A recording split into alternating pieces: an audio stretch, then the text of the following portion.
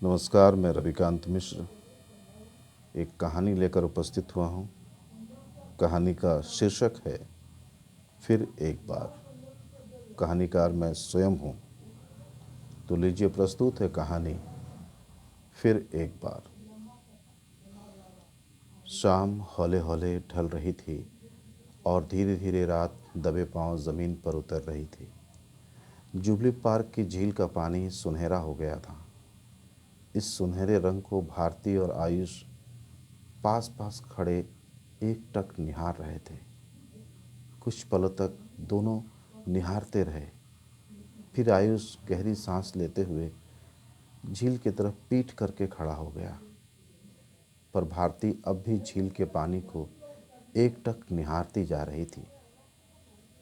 आयुष एक बार भारती को देखा, फिर सामने देखते हुए बोला, ऐसा क्या है झील के पानी में? रंगों की छाया मात्र ही तो है। दो पल बाद सब गायब हो जाएंगे, अंधेरे में कहीं डूब जाएंगे। भारती झील के पानी को अब भी देख रही थी, जैसे आयुष की आवाज़ उसे सुनाई ही नहीं दी हो।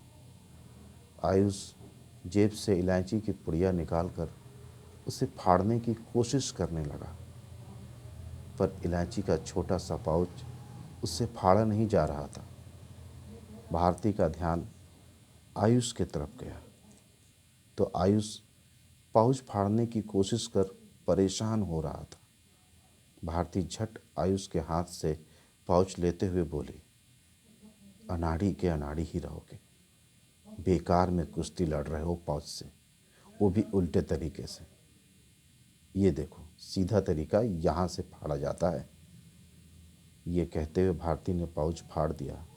4 दाने इलायची के अपने हथेली में डाल लिए और पाउच आयुष की तरफ बढ़ा दिया। आयुष मुस्कुराते हुए पाउच लेकर बोला, चलो, पाउच की चरचर की आवाज़ काम आ गई। तुम्हारा ध्यान झील से मेरी तरफ तो आया। झूठे कहीं के, ये क्यों नहीं बोलते कि पाउच फाड़ना अब तक सीख नहीं पाए? जब तक तुम हो तब तक सीखने की क्या ज़रूरत है? अब तो हम दोनों अलग हो रहे हैं ना? हाँ आयुष, तब तुम क्या करोगे? 2 काम कर सकता हूँ, या तो इलायची खाना छोड़ दूंगा या जेब में छोटी सी कैंची रख लूँगा। वाह, क्या आइडिया है तुम्हारा। चलो यहाँ से, चलो चलें। भारती आयुष का हाथ पकड़ते हुए बोली।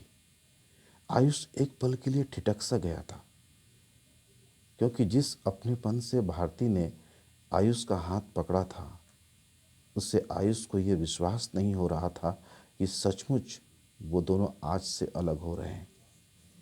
5 साल रिलेशन में रहने के बाद आज सब कुछ बदल गया था।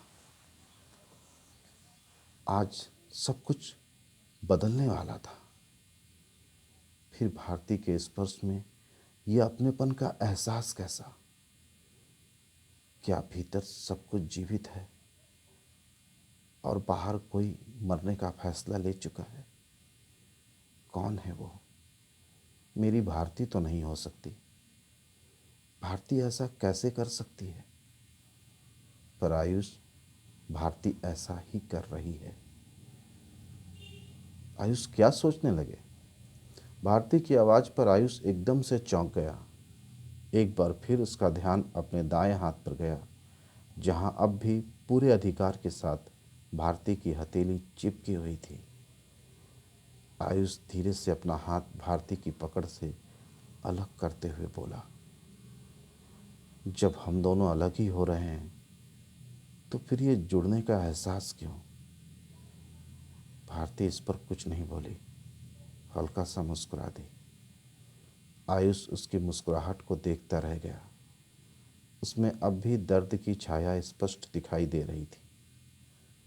अब इस दर्द की छाया में उन दोनों को जीना था, अलग अलग जीना था, अलग अलग चलना था, अपने अपने हिस्से की छाया के साथ एक अनजान राह पर निकलना था। दोनों ने अंतिम बार एक दूसरे को देखा। दोनों की आंखों में आंसू तैरने लगे।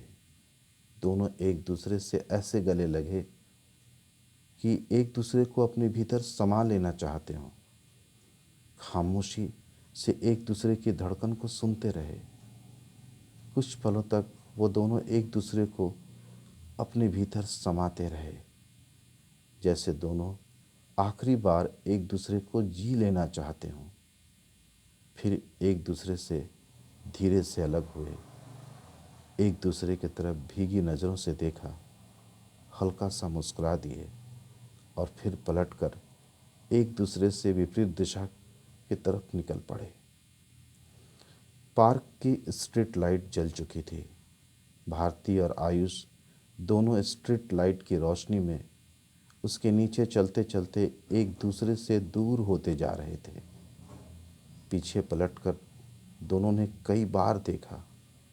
दूर से हाथ हिलाकर एक दूसरे को अलविदा कहा और एक दूसरे से दूर होते चले गए।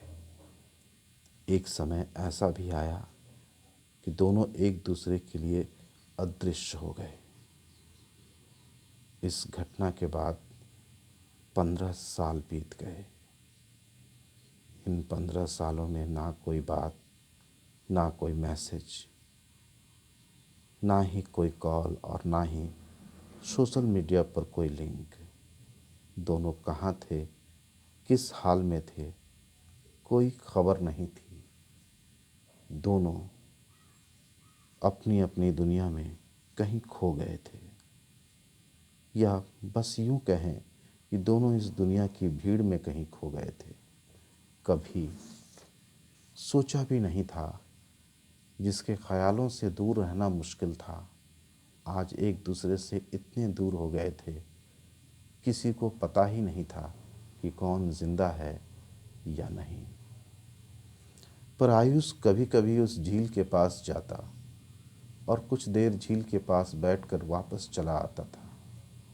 एक अधूरी प्यास थी कि एक बार भारती से वो मिले, उसका मिलना हो जाए। फिर उसे ये विश्वास था, कभी भारती भी अपनी पुरानी यादों को ताज़ा करने के लिए झील के पास आती होगी और ये संयोग ही होगा कि उससे मुलाकात हो जाए। पर ऐसा इन 15 सालों में कुछ भी नहीं हुआ था। एक दिन कुछ यूं हुआ कि आयुष अपने छोटे से स्टूडियो में बैठा हर दिन की तरह अखबार पढ़ रहा था।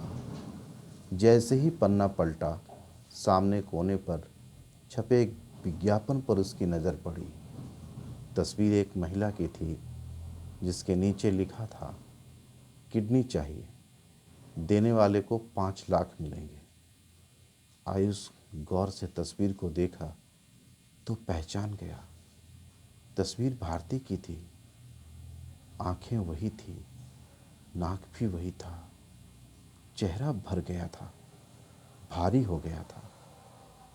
आयुष का दिल जोर से धड़कने लगा, गला सूखने लगा, कान और गाल लाल हो गए।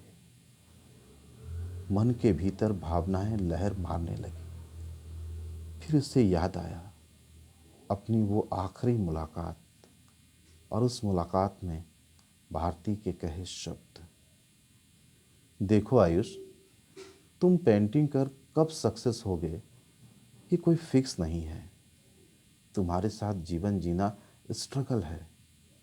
मैं एक कंफर्ट लाइफ चाहती हूँ, जहाँ कॉम्प्रोमाइज़ जैसा कोई शब्द ना हो। मुझे लगता है हमें एक अच्छे इंसान की तरह अलग हो जाना चाहिए। एक बार फिर मन के स्क्रीन पर 15 साल पुराना सीन तेजी से आया और तेजी से निकल गया। आयुष अपने खाली मन के साथ बैठा शून्य में देखता रह गया था। 15 साल की तन्हाई और खुद को नकारे जाने का अनुभव, कितना दर्द था। और उसने अपने दर्द को लाल पानी और सफ़ेद धुआं में डुबो दिया था। उसके अपने मन के कैनवास पर जो लकीरें खींची गई थी, उसमें दर्द की परछाइयाँ सफ़र करती थी। उसका जीवन दर्द का कोलार्ज बनकर रह गया था, पर इसके साथ एक खामोशी भी उसके भीतर जीती थी। जिंदगी ने जो उसे दिया था, ठीक उसके विपरीत आयुष जिंदगी को वापस कर रहा था। उसकी जिंदगी इस कहानी का अगला भाग दूसरे पार्ट में है।